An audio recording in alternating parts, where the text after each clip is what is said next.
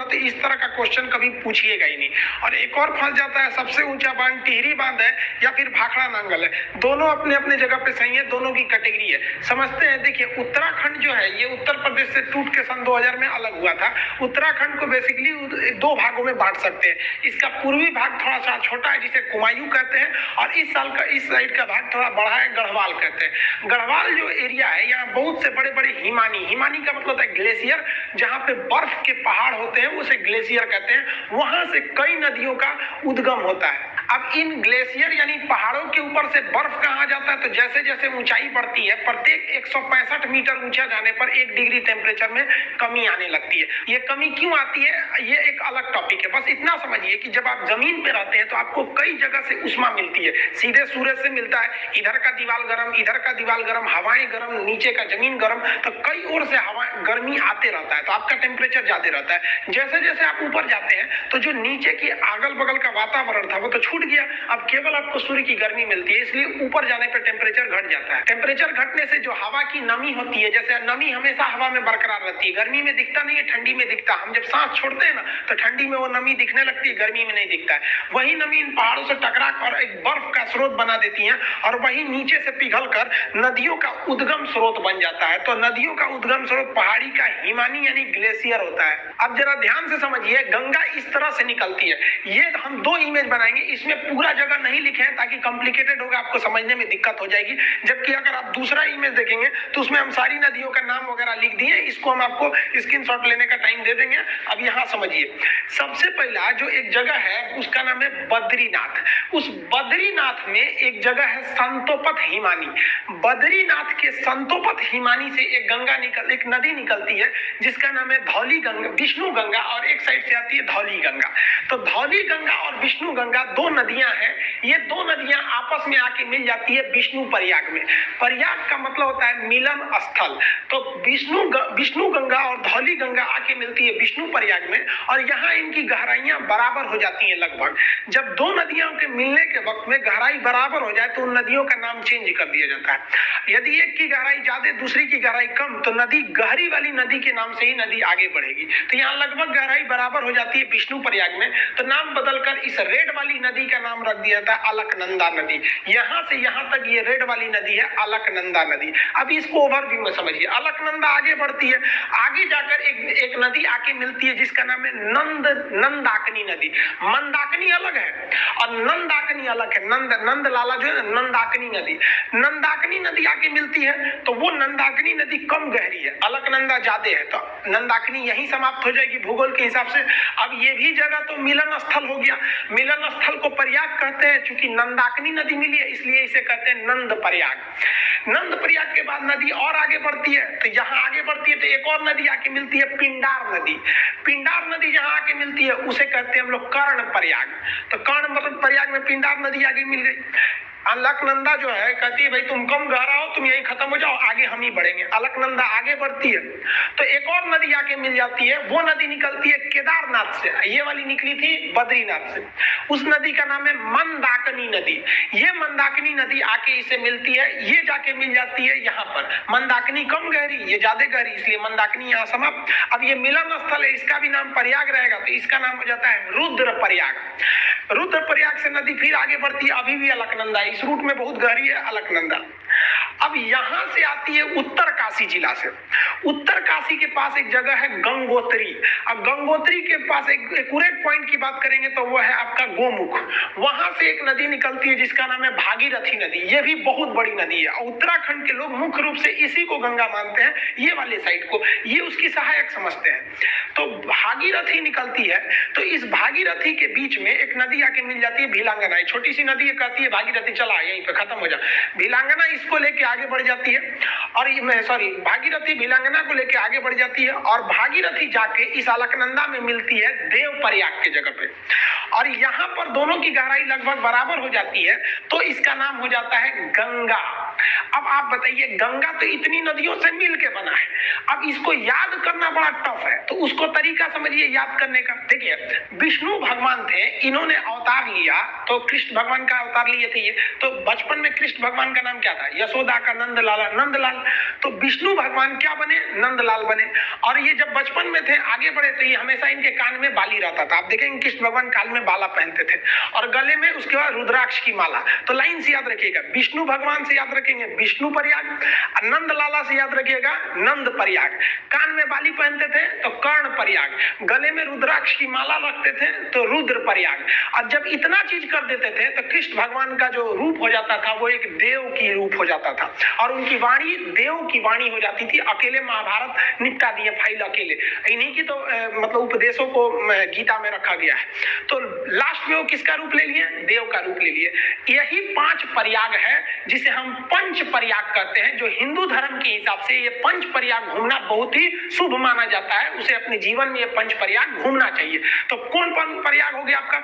विष्णु भगवान से याद रखिएगा विष्णु प्रयाग, नंद प्रयाग, कर्ण प्रयाग, गले में रुद्राक्ष की माला तो रुद्र प्रयाग, और सकल हो गया इनका किस तरह से देव की भांति इनकी रूप हो गई तो देव प्रयाग। यानी पांचों प्रयाग को मिला देते हैं पंच प्रयाग। तो सीक्वेंस आपको याद हो गया। अब पिछले स्लाइड पे चलते हैं। यहाँ देखिए, ये वाला प्रयाग कौन सा होगा? विष्णु प्रयाग। विष्णु भगवान नंद लाला के रूप में जन्म लेंगे तो नंद प्रयाग, कान में पहनेंगे तो कर्ण प्रयाग, गले में रुद्राक्ष की माला तो रुद्र प्रयाग, और सकल हो जाएगा देव के भांति तो देव प्रयाग। ये नदियां हो गई। अब आप बताइए, देव प्रयाग के आगे गंगा बनती है।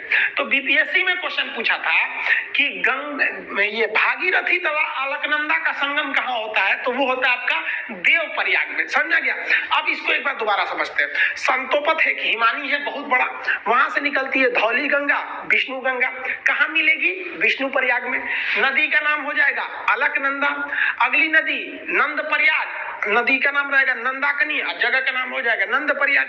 इसे भी अलकनंदा लेके आगे बढ़ेगी और अलकनंदा में आगे जाके मिलेगी पिंडार नदी। अब की जगह कौन हो जाएगा? कर्ण प्रयाग।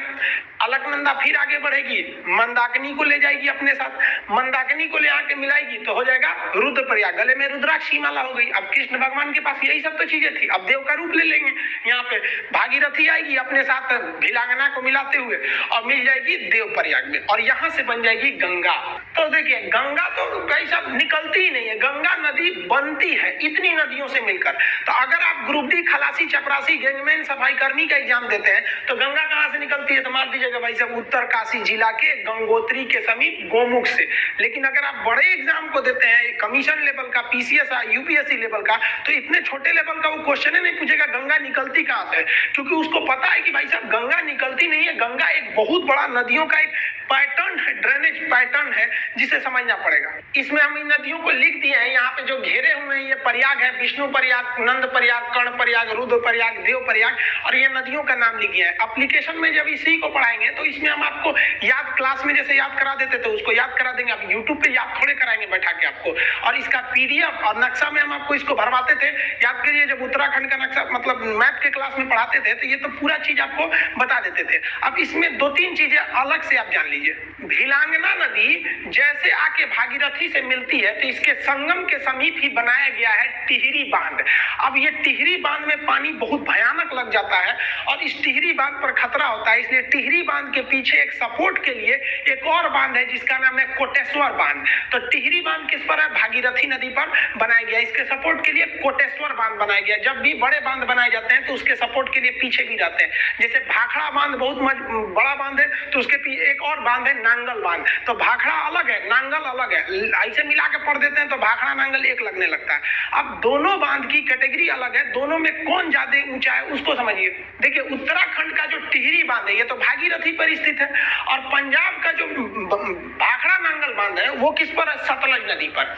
अब दोनों बांध की कैटेगरी अलग अलग है।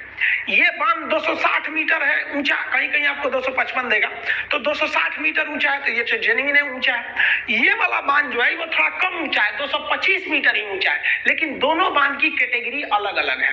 जैसे कोई लड़का है 6 फीट का और कोई लड़की है 5 फीट की, आपसे पूछा जाए सबसे ऊंची लड़की कौन है, तो इसको थोड़ा कहिएगा कि 6 फीट का। भाई साहब तो कैटेगरी अलग होगा, लड़की में तो 5 फीट को रखना पड़ेगा।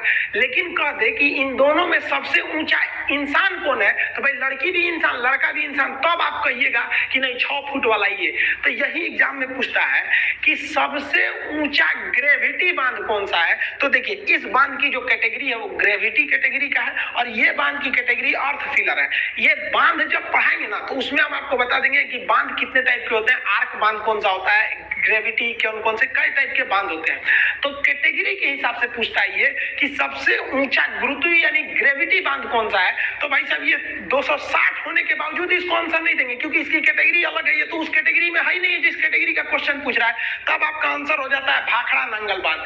लेकिन जब क्वेश्चन कहेगा कि भारत का सबसे ऊंचा बांध कौन है, तो भाई साहब आप अर्थ फिलर है तब भी बांध है, ग्रेविटी है तब भी बांध है, आर्क बांध है तब भी बांध है। तो अब आपके लिए कैटेगरी का फाउंडेशन खत्म कर दिया और ओवरऑल में अगर कहेगा सबसे ऊंचा बांध कौन सा है तब हो जाएगा आपका टिहरी बांध। लंबा में हीराकुंड अलग हो जाता है वो सब। तो ये समझ में आ गया आपको। देखिए उत्तराखंड के लोग गंगा को मुख्य रूप से भागीरथी को गंगा कहते हैं और बंगाल के लोग भी गंगा को गंगा न कहकर भागीरथी कहते हैं। और शास्त्रों में भी देखिएगा ना तो कई जगह गंगा को भागीरथी बोला गया है। आप बाहुबली का गाना सुनिएगा, जब वो शिवलिंग लेकर गंगा झरना के नीचे रख देता है, वहां गाना बजता है कि भागीरथी देख तेरे पास खुद शिव जी चले आए रे। तो आप इसको देखे होंगे ना, शिव तांडव वगैरह भागीरथी बोला जाता है। तो ये भागीरथी को लोग गंगा समझने लगते हैं और उस हिसाब से छोटे एग्जाम में बोल देते हैं कि उत्तर काशी जिला के गंगोत्री हिमालय के गोमुख से निकलती है। जबकि आप ये कंसेप्ट समझ गए, पंच प्रयाग यानी पांचों प्रयाग में कौन कौन सा सीक्वेंस याद करने का आपको हल्का सा यहाँ बता दिया। हालांकि एप्लीकेशन पे तो जब तक आप लोग क्लास के स्टूडेंट होंगे तो आपको पता होगा, ये सब तो पूरा याद ही करा देते थे। कैसे याद रखेंगे प्रयाग का जगह, तो ऊपर सबसे पहले होगा आपका विष्णु प्रयाग, फिर विष्णु प्रयाग के बाद नंद प्रयाग, कर्ण प्रयाग, रुद्र प्रयाग और कृष्ण भगवान का रूप देव की तरह हो जाएगा तो देव प्रयाग। गंगा कहाँ बन गई, देव प्रयाग में बन गई। गंगा नदी जो पहाड़ी एरिया से निकलती है तो यहाँ वाले एरिया में ना जो गंगा नदी, यहाँ मानव बस्तियां बहुत कम है, क्योंकि पहाड़ी एरिया है तो प्रदूषण बहुत कम है। और इस गंगा में ना एक बैक्टीरियोफेज पाया जाता है। बैक्टीरियोफेज एक ऐसा चीज होता है जो हानिकारक जीवाणुओं और विषाणुओं को मार के खा जाता है, इसलिए गंगा जी के पानी में कीटाणु वगैरह नहीं लगते हैं, वो बैक्टीरियोफेज की वजह से। आईबी का एग्जाम दिए होंगे तो पूछा होगा किसके वजह से गंगा जल में कीड़े मकोड़े नहीं लगते हैं, तो बैक्टीरियोफेज ऑप्शन सी पर था। तो ये ध्यान से रखिएगा आप लोग। और आजकल देखिए हम लोग की भी कुछ गलती है, गंगा नदी में जो क्षमता है उसको पुनर्निर्माण करने की, उसमें तो हम लोगों ने अत्याचार कर दिया। कानपुर से जब गंगा निकलती है एकदम गंदगी मचा देते हैं, तो हम लोग गंगा को कुछ ज्यादा गंदा कर दिया। वो तो लॉकडाउन हो गया तो जो हम लोग सोच रहे थे गंगा साफ करेंगे अपने से साफ हो गया, अभी थोड़ा सा ढील हुआ ना लॉकडाउन में फिर गंदा करके हम लोग रख दिए। तो प्रकृति से हम लोग भी खिलवाड़ करते हैं तो प्रकृति हम लोग के साथ भी कर देती है कोरोना वगैरह देके। तो ये आप समझ में आ गया आप लोग को। इसका पीडीएफ वगैरह एप्लीकेशन जो पढ़ेंगे आप लोग तो एप्लीकेशन पे इसका पीडीएफ और इसका जो टेस्ट हो गए अब तक कितने क्वेश्चन इससे रिलेटेड दिए गए उसमें दे देंगे और न्यू रिक्रूटमेंट भी आगे